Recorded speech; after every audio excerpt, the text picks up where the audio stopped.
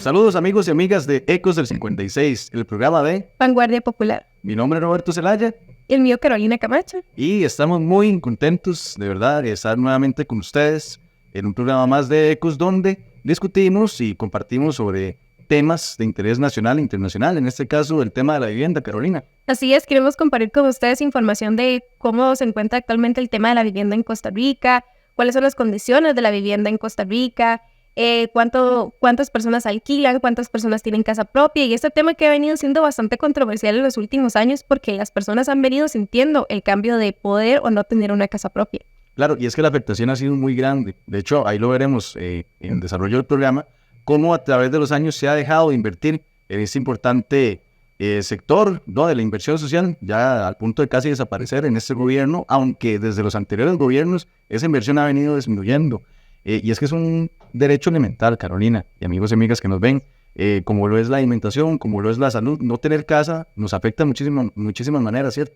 Claro, nos afecta en la salud mental, sobre todo padres de familia, personas que viven solas, que tienen que pasar por un alquiler, por el gasto de un alquiler ellas solas o ellos solos. Padres de familia que tal vez hay solo un ingreso en un hogar y tienen que pagar alquiler y llenar de más necesidades. Y también las condiciones en las que se encuentran esas casas o apartamentos en las que viven, porque para nadie es un secreto que nadie está regulando como los precios de los apartamentos o de las casas de alquiler. Y entre más bajo es el alquiler, más accesible es, también las condiciones en las que se encuentra ese lugar son más deplorables. Correcto, y muchas veces se dan casos de inclusive familias completas que viven en cuarterías. Exactamente. A la par de venta de drogas y todo, ¿eh? Exacto, sin contar los servicios, ¿verdad? Porque muchas veces los servicios no se agregan. Y sí, como usted dice, hay gente que tiene que vivir en lugares como que hay crimen organizado, no son barrios seguros, lugares que se inundan, por ejemplo, donde pierden muchas cosas o pierden todo cada cierto tiempo porque no tienen acceso a una mejor vivienda. Correcto. Y es que, puchica, es muy difícil porque ya lo mencionabas anteriormente. Familias que tal vez solo tienen un ingreso o que dependen de la informalidad, muchas veces con ingresos menores a un salario mínimo, casi que tienen que sacrificar la alimentación para poder pagar casa, ¿no? Y se ven en dificultades, y hay estrés, y hay problemas, y eso inclusive incide en el tema de la violencia intrafamiliar. No es tal vez la principal causa, pero sí es uno de los detonantes también, ¿verdad? El tema económico. Claro, por supuesto, y es que cada vez que se pierde una propiedad o cada vez que no se tiene una propiedad, una vivienda, un lugar estable, porque también se afecta la salud mental de no solo de los adultos, sino de los niños, de estar cambiando de casa constantemente, porque también hay un tema de arrendarios, hay un tema de alquileres donde no, como decía anteriormente, no se está regulando y a las personas se les pide, tienen que irse en tanto tiempo y quizás o muchas veces esas personas es el único alquiler que han encontrado en una manera en la que pueden comer y vivir en una casa. Correcto. Y simplemente se dejan personas a su suerte, y con niños incluso. Y hasta eso, porque por ejemplo, los que alquilamos conoceremos las condiciones que piden muchos arrendatarios. Por ejemplo, que no haya mascotas, bueno, que todavía eso es comprensible, pero que no haya niños es muy difícil porque hay tantas familias y la mayoría tienen niños y que no se les permita poder alquilar de casas de manera sencilla, pues los obliga inclusive a ir a instalaciones, como ya lo mencionabas también, pues todavía en peores condiciones. Hay casos en que afectan la salud mental, la salud emocional y las personas donde se cobra un extra si esa persona recibe visitas. En cuartos de estudiantes, cuartos universitarios que también están en condiciones sumamente tristes y se le cobra un extra si esa persona va a recibir una visita. O sea, eso no son condiciones de vida, eso no es una vida. Correcto, la exigencia de depósitos, que como bien decían, no está regulado, en muchos casos como tampoco lo están los precios.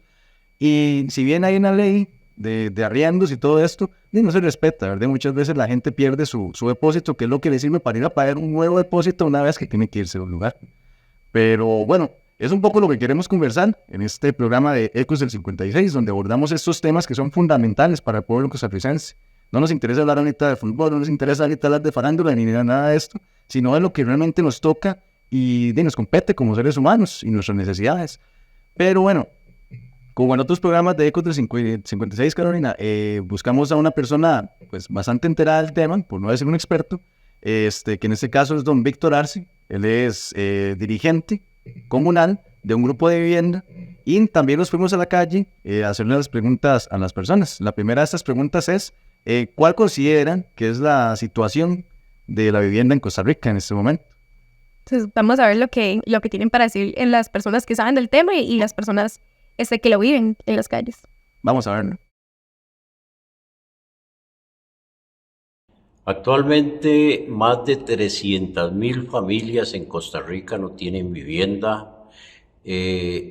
Más de 500.000 familias tienen su vivienda deteriorada. La situación no es solo números, la situación es el abandono desde hace muchos años de la atención a este problema. Totalmente abandonado. La situación es que ningún gobierno realmente se ha puesto la mano donde debe ser y le ha entrado parejo a este problema. Esa es la situación. El otro agravante es la división que han creado, como han creado en todos los sectores populares, en los mismos sectores de lucha de vivienda. La gente ha sido muy golpeada, la prensa ha golpeado dirigencia, acusaciones graves, han denigrado a la dirigencia de vivienda, de tal forma de que hay un abandono total por parte de las autoridades. Me parece que es bastante inaccesible. Sin embargo, creo que existen las herramientas y al menos, por ejemplo, para la gente que se encuentra laborando de manera formal, con salarios de medio para arriba, medio alto, es bastante accesible con las herramientas financieras adecuadas. El problema es, primero, que no muchas personas tienen esos salarios, ¿verdad? Y segundo, que incluso las personas que la tienen, pero que no tienen la información sobre las herramientas financieras, están como si no lo tuvieran ese salario. Entonces, en realidad, es bastante difícil. Bueno, la verdad, sí conozco que hoy en día es muy difícil tener lo que es casa propia.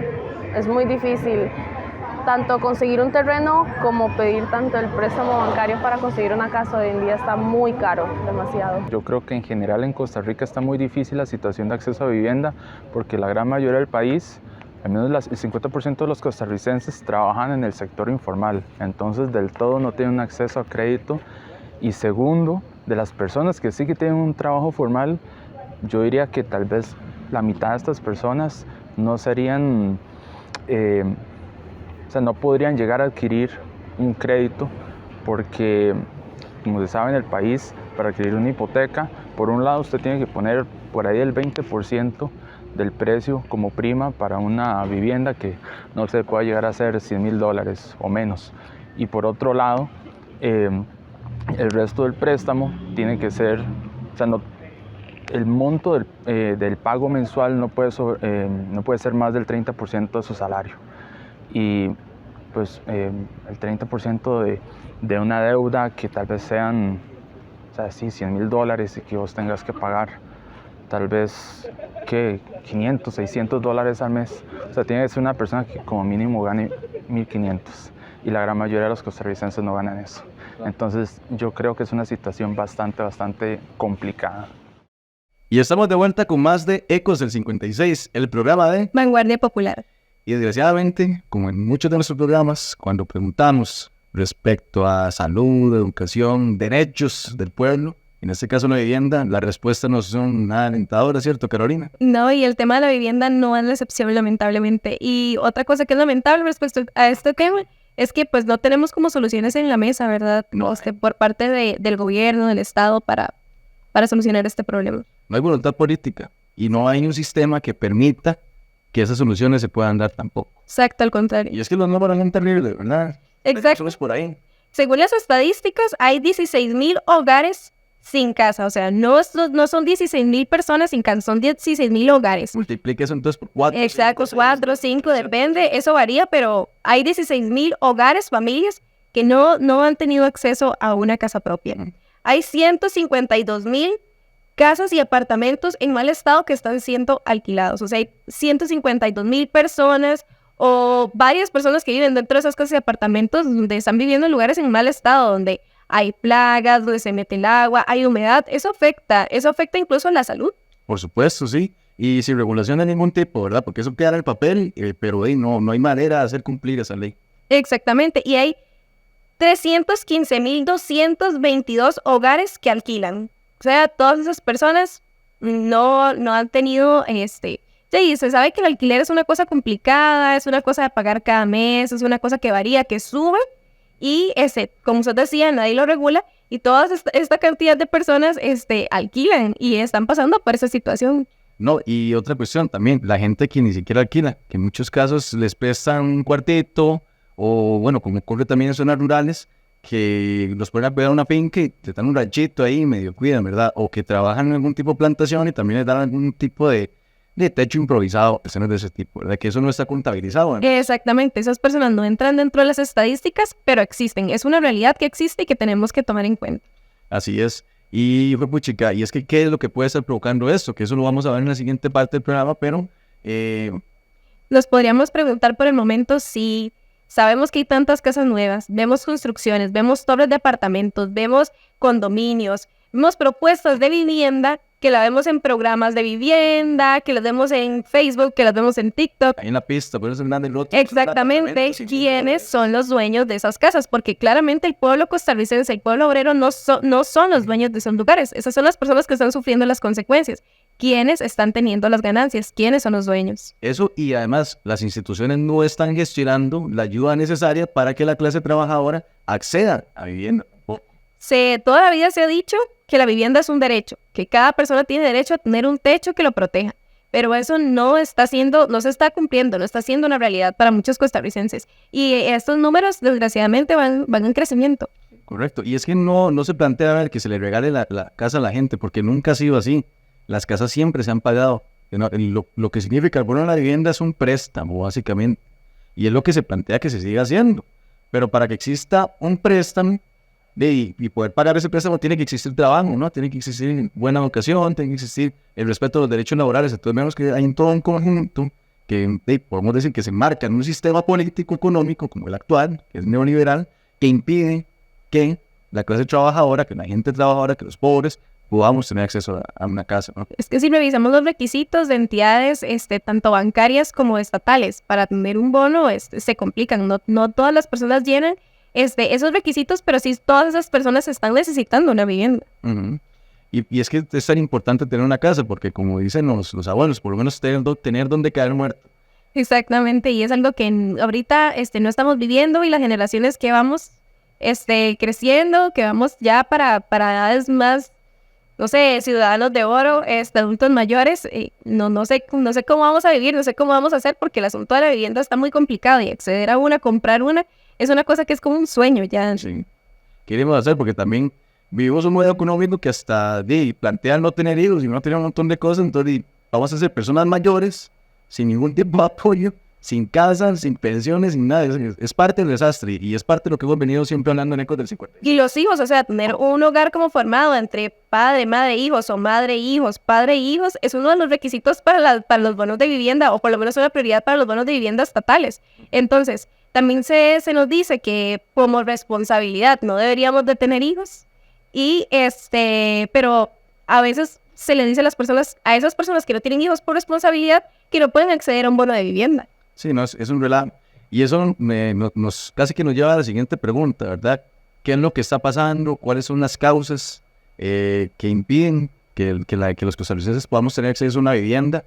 A eso que nos podría brindar tanta tranquilidad, porque hay que dejarse cosas, Carolina, como lo decíamos en la parte anterior. Qué horrible es estar uno preocupado todos los meses por el alquiler. Vea, por ejemplo, yo voy a poner mi ejemplo.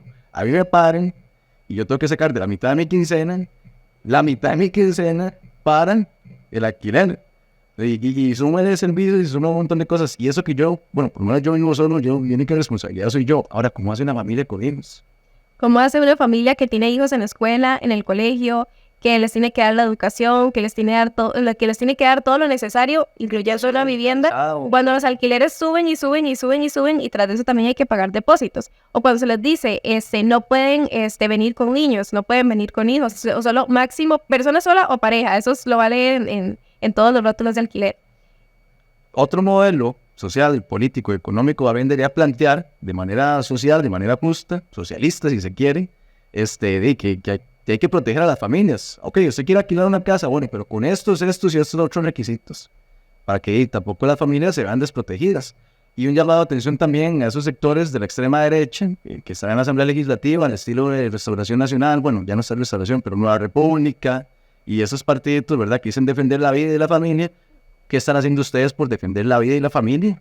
En el sentido económico, en el sentido de la tranquilidad de esas personas. Cuando hay caseros que echan a la calle a toda una familia y sin ningún tipo de contemplación y sin ningún tipo de garantía ni nada. Los mandan a buscar otra vivienda, otro alquiler que sea accesible para ellos, Incluso se tienen que ir a lugares donde los centros educativos, el trabajo les queda más lejos porque tuvieron que buscar otro lugar para vivir y es un nuevo depósito que hay que pagar, que muchas veces iguala o hasta supera el precio del primer mes de alquiler, que se supone que es por si las personas hacen algún tipo de daño en la casa o queda algún recibo sin pagar, pero en realidad eso se roba, porque si las personas tienen derecho a tener el depósito de vuelta, no se los dan de vuelta. Y es un pecado porque muchas veces esas familias o esos inquilinos hacen hasta lo imposible, incurren en gastos que apenas pueden costar para dejarle la casa como un agito, como uno hasta limpiecitica y todo, y como tiene que ser. Si usted recibe algo bien, déjelo bien, pero de ahí se le roban el depósito al final, ¿verdad? Y la ley, desgraciadamente, como... No, protege al arrendario, pero no al obrero que alquila. Y está ahí en el papel nada más, pero bueno,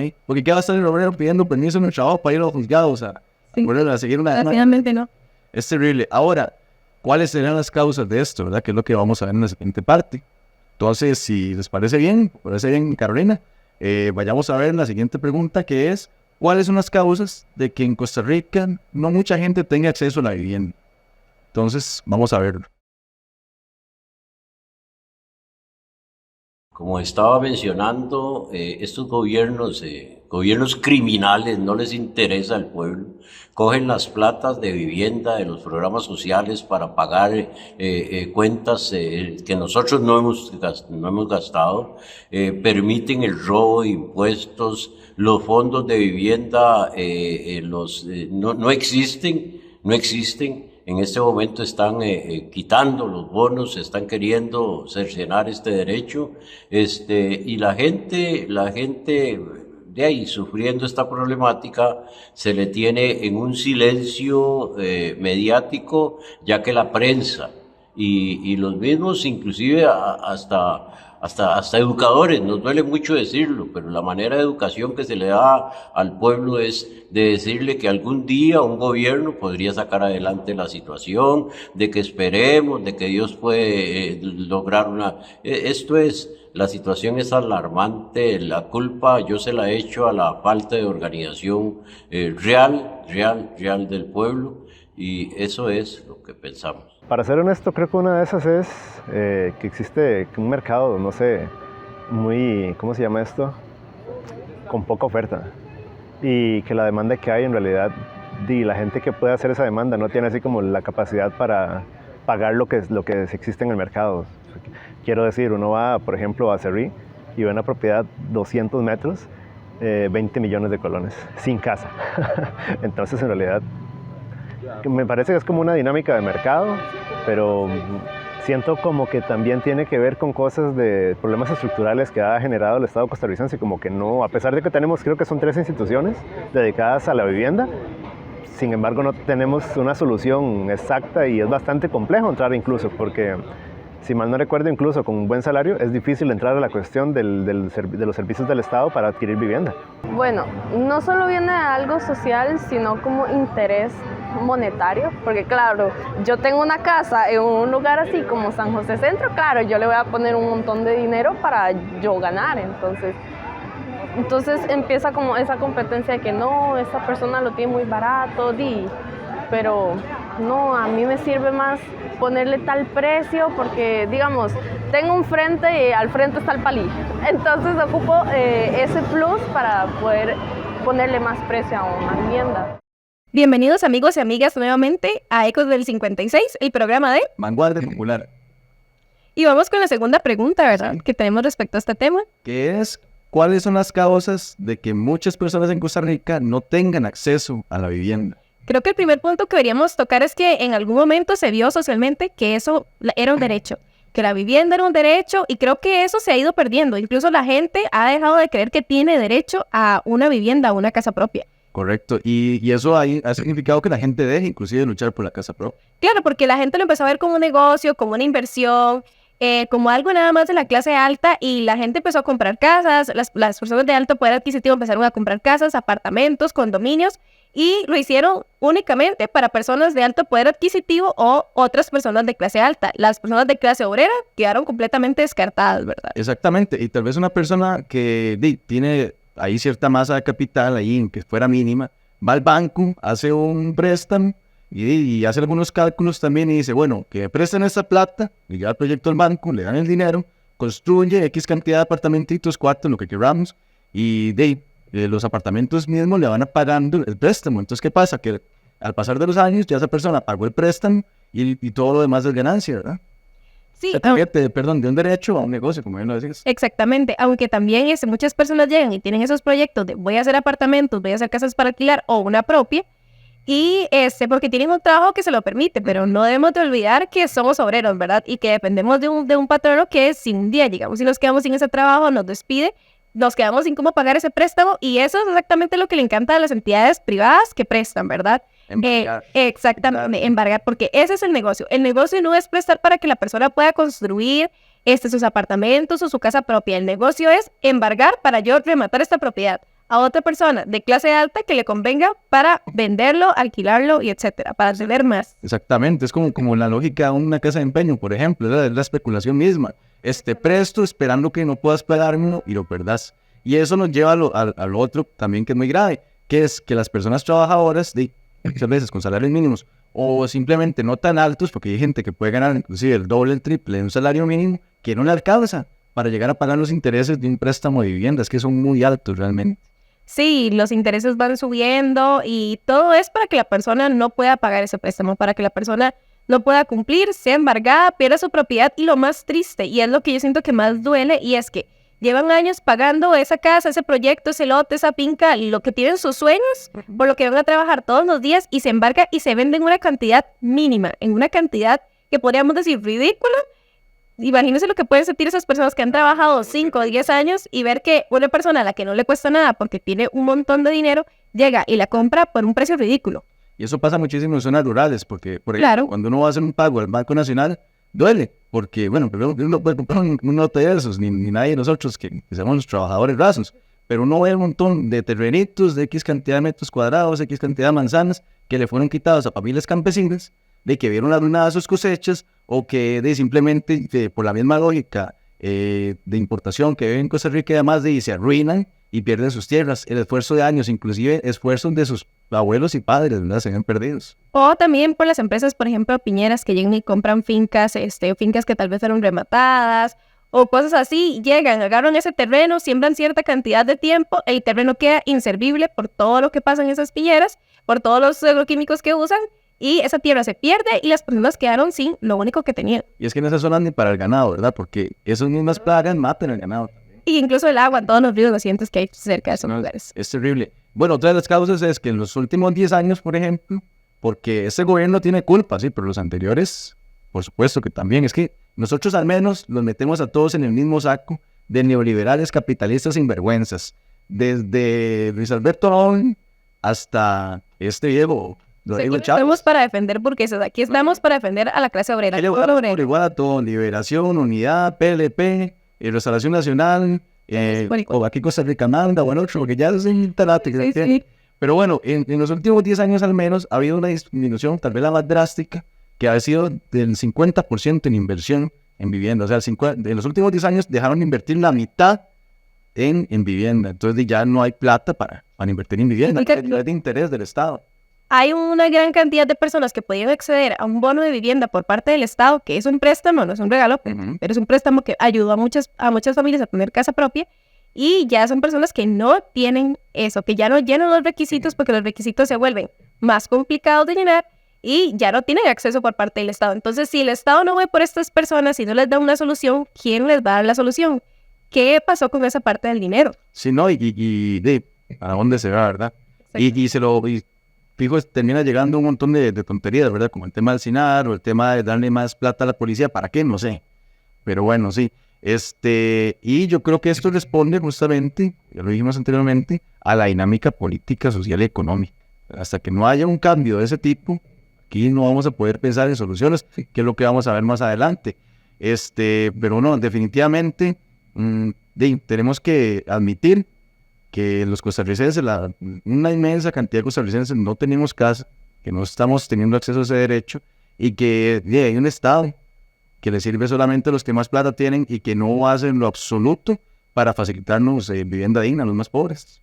Y es que tenemos a responsabilizar a las personas individualmente. Esa persona no ahorra, esa persona no estudió porque tendría un mejor trabajo, no vemos las causas personales de esa persona, pero no responsabilizamos al Estado, que es el que tiene que ver por todos esos casos, porque ya vemos que no son casos aislados, hay miles de personas en esa situación. ¿Por qué? Significa que es un problema sistemático. Exactamente, el tema de la meritocracia, ¿verdad? Que el pobre es pobre porque quiere, que el que no tiene casa es porque no se esfuerza, que el que no es millonario es porque no le pone. No, es que si hay miles de casos, como bien lo decís vos, Carolina, de gente que no puede acceder a la vivienda, entonces estamos ante un fenómeno social que tiene un origen que social y que lo determina por el propio Estado. ¿Y quiénes manejan el Estado? Los que hoy compran esa cantidad de torres residenciales y todo ese tipo de cosas, ¿verdad?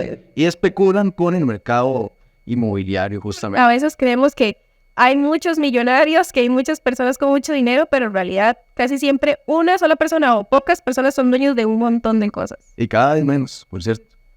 Pero bueno, es un poco por ahí con el tema de las causas, que son bastante claras, y podríamos hilar todavía muchísimo más fino. Más que en un programa como este, lo que nos interesa a nosotros es como plantear el tema, posicionar ciertos tópicos, ciertos detalles, y que la gente en casa pues puede ir profundizando. Igual nosotros, a través de diferentes materiales, posteriormente lo seguiremos haciendo. Y esto nos lleva a la tercera pregunta, que es la última. ¿Cuáles pueden ser las soluciones al problema o a la crisis de vivienda en Costa Rica? Entonces, Carolina, si te parece, vayamos a verlo. Solo existe una respuesta real. Una respuesta real es que el pueblo, organizarnos como pueblo, dejar de chuparnos el dedo creyendo en estos gobiernos, en estos partidos inmorales, indecentes, que ya se están preparando otra vez para volver a ganar elecciones.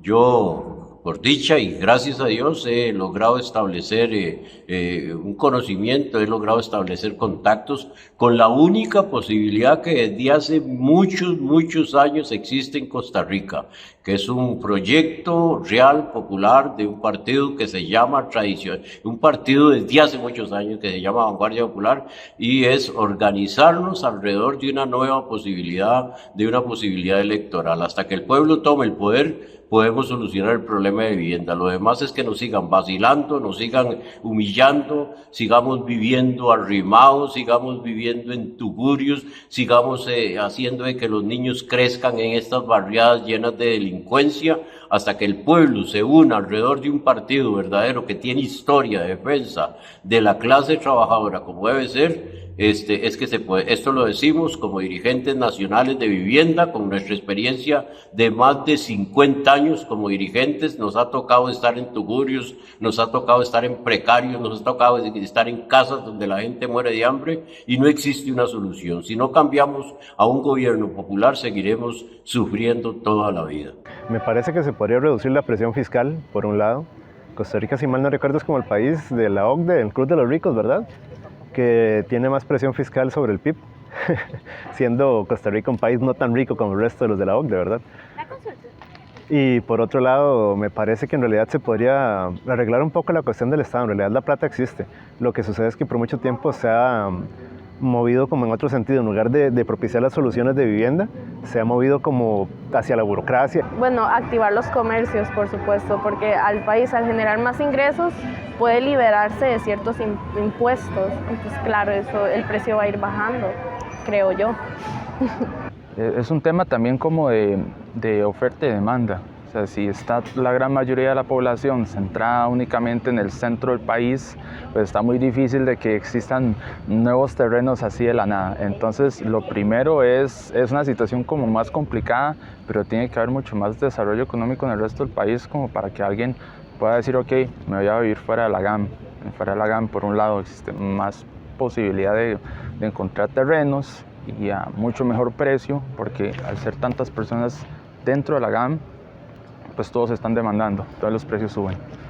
Entonces, es una situación más difícil y que tal vez no depende tanto de uno, pero por un lado es quitar esa presión a la demanda en el centro del país, salir hacia las afueras, generar desarrollo económico fuera, y por otro lado, que haya más oferta de soluciones habitacionales. Y estamos de vuelta con más de Ecos del 56, el programa de Vanguardia Popular. Y bueno, las causas, Carolina, son variadas, ya las vimos, pero ¿cuáles son las soluciones? Porque siempre nos preguntan los odiadores en el TikTok, sobre todo, ¿y ustedes qué soluciones proponen? puchica, y es que también les cuadra que uno de las soluciones en la mano, ¿verdad? No les cuadra pensar. Bueno, es que las soluciones, lamentablemente, no están en nuestras manos por ahora. No todas las soluciones están en nuestras manos por ahora. Las soluciones se las deberíamos de pedir al Estado, a las personas que pusimos en el poder, las personas en la Asamblea Legislativa, al presidente, a los ministros, Hacienda, a todas las personas es que les debemos de pedir las soluciones, pero claro que nosotros también estamos informados y pensamos en cuáles podrían ser las posibles soluciones. Que además, ahora a propósito de lo que vos decís, Carolina, ellos llegaron a donde estaban prometiéndole a la gente que votó por ellos, y yo no voté por ellos, pero la gente que votó por ellos diciendo que iban a solucionar una serie de cosas. A la gente más pobre se fueron a decirle que les iban a solucionar sus caminos, sus casas, el tema del trabajo, el tema de la seguridad. Y mire, vea dónde estamos. Uno ya sabe que no van a solucionar nada. Muchas soluciones a estos problemas están en las propuestas de gobiernos, de las campañas pasadas, de hace años, y muchas propuestas, muchas soluciones, pero pocas cumplidas. Correcto. Y es que son promesas que siguen al viento, ¿no? Exacto. Ahora, ¿cuáles pueden ser para nosotros las soluciones? Bueno, lo primero sería exigirle al gobierno o decirle al gobierno, a las personas encargadas, que cambien los planes sociales de vivienda. Por ejemplo, los bonos de vivienda, que cómo es posible que se hayan recortado en los últimos 10 años un 50%. Correcto, sí, es inconcebible. Y además, bueno, ¿cómo nosotros logramos exigirle al gobierno? ¿Qué hacemos? ¿Nos vamos a pintar un grafiti ahí afuera de la sala constitucional, como hizo aquella TikToker? No, nos organizamos. Vean, hay muchos grupos de vivienda, por ejemplo, el grupo que lidera Víctor, que es el que nos ha estado junto con la gente de la calle respondiendo a estas preguntas que hemos realizado, que se organizan y que van por la vía institucional, sí, es lo que es correcto, desde luego, pero también van por la presión en la calle, ¿verdad? Que es gente que tiene muy claro que si hay que cerrar calles el día de mañana o hay que ir a sitiar una institución de gobierno, hay que hacerlo. Pero ¿qué pasa? Que se organizan. Entonces, tienen una conciencia que les permite desarrollar ese tipo de lucha, ese tipo de presión. La organización puede realizar bastantes cambios. Individualmente podemos tener una idea, podemos tener un pensamiento, una incomodidad, podemos estar sufriendo algo, pero es en la unión el que podemos conseguir un cambio. Y como clase obrera deberíamos de unirnos porque realmente no solo para la vivienda, sino para muchos otros problemas que tenemos y que estamos siendo olvidados. Porque lo que pasa es que la clase obrera no se está contemplando en soluciones ni se está contemplando en cosas que hay que cambiar dentro del país. Sí, correcto. Vea, por ejemplo, les voy a contar una anécdota. Cuando yo vivía en Pavas, bueno, yo me crié en Lomas del Río en Pavas, como a los 8 años, mi familia y yo nos fuimos a una toma de tierra, becario. De ahí hasta los 20 años vivimos ahí más o menos. Ya después de eso fuimos a otros lados, hoy por hoy ya yo por mi lado, mi familia por otro. Pero recuerdo que mis papás pertenecían a un comité de vivienda. Y ese comité de vivienda era dirigido por un miembro de Liberación Nacional. Entonces, ¿qué pasaba? Que todas las familias que pertenecíamos a ese comité de vivienda, éramos cientos de familias, imagínense, un montón de plata que es ese viejo, pagábamos una cuota de inscripción y una cuota de mantenimiento del comité. O sea, cada semana, cada reunión, pagar una cuota. Entonces ya el viejo hacía plata. Y cada vez que veía elecciones municipales, elecciones presidenciales, me acuerdo que hubo en aquel momento el referéndum para la aprobación de la reelección, cuando se reeligió Arias, y también el referéndum por el TLC. Todo ese viejo lo que hizo fue agarrar a toda la gente, el comité de vivienda y de otros comités de vivienda, o sea, éramos cientos de familias en función de Liberación Nacional. Igual lo hace el Partido de Unidad Social Cristiana, y entonces la gente se pregunta por qué Liberación y la Unidad hoy por hoy siguen teniendo tantos diputados después de los escándalos de corrupción que tienen, porque tienen dirigentes suyos tomando los comités de vivienda, por ejemplo. Entonces es un pésimo ejemplo de cómo no hay que organizarse, ¿no? Sí, no, pero es que muchas veces caemos en ese tipo de decisiones por necesidad. Justamente. Se cae en necesidad porque la gente dice, necesito un lugar donde vivir, necesito un lugar donde tener a mis hijos, a mi familia, a mi papá, a mi mamá, personas enfermas, personas con algún tipo de discapacidad, un montón de cosas. Y se cae en esto por necesidad, pero si hubiera una organización, si la clase obrera creyera en ellos mismos y nosotros necesitamos otra vez tener la vivienda como un derecho, se lograría un cambio de verdad.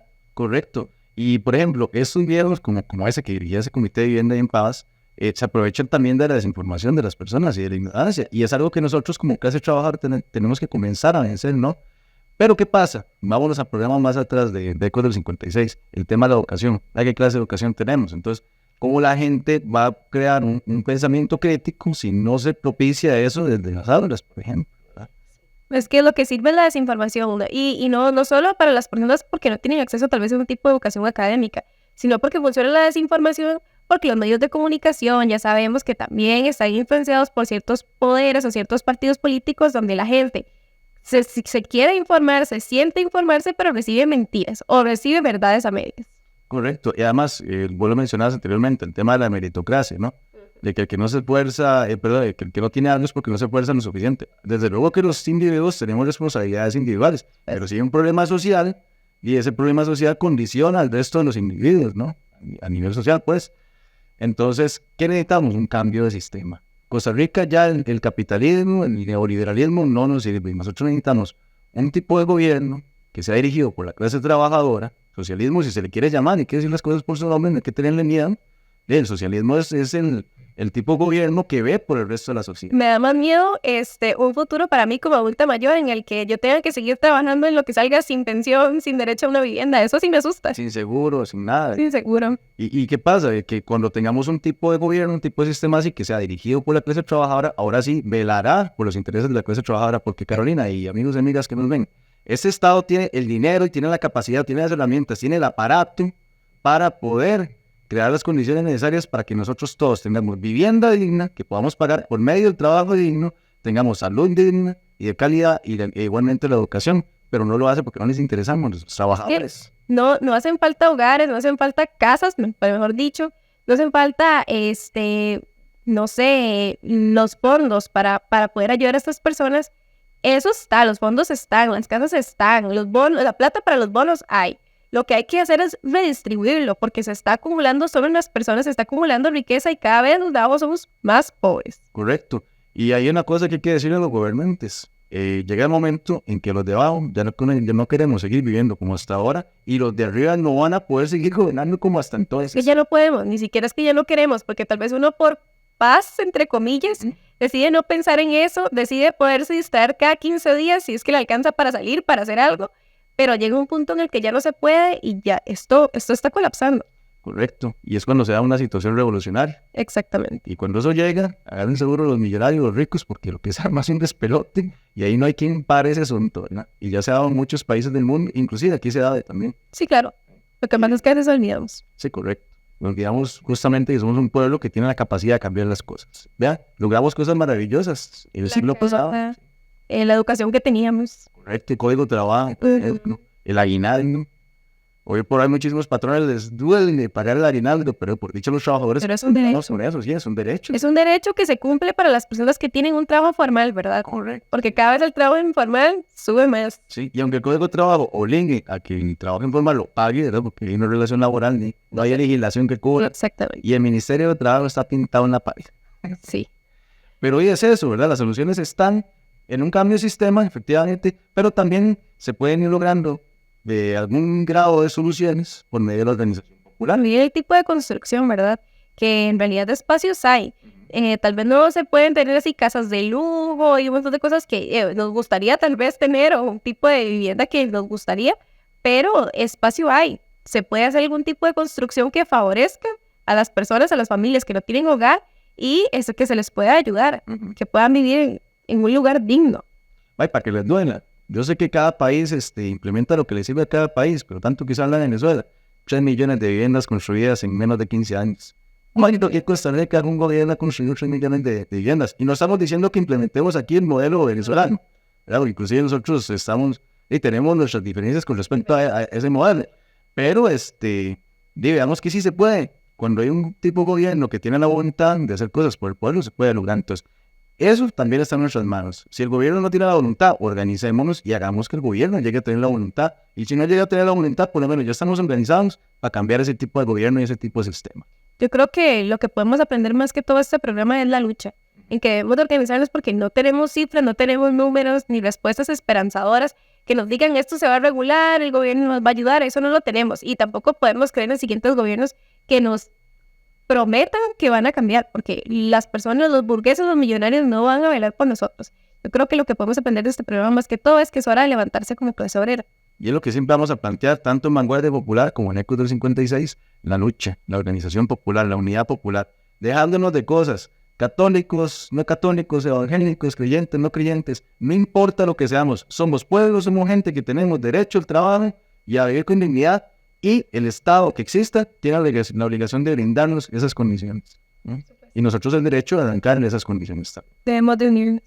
Pero bueno, no sé, Carolina, algunas palabras finales, aunque yo creo que esas palabras hoy fueron muy buenas al final. Sí, no, y como bien decía usted, no importa con qué nos identificamos, con qué tipo de religión, con qué creemos, todo eso, al final somos clase obrera, somos los que salimos por el pan, somos los que salimos a ver por nuestros hijos, por nuestros niños, por nuestros adultos mayores, por nuestro futuro.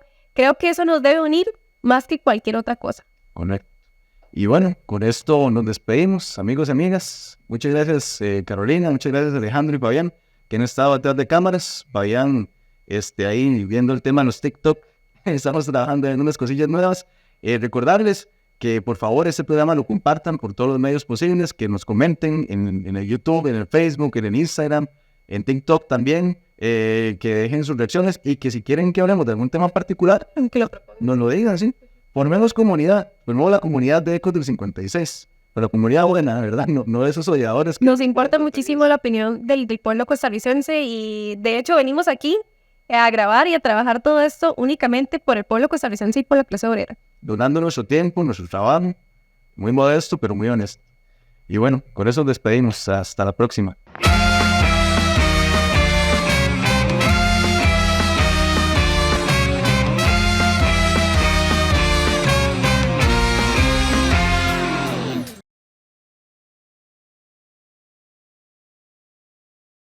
Estamos de vuelta con Ecos de 56, el programa de Vanguardia Popular. ¡Horrible!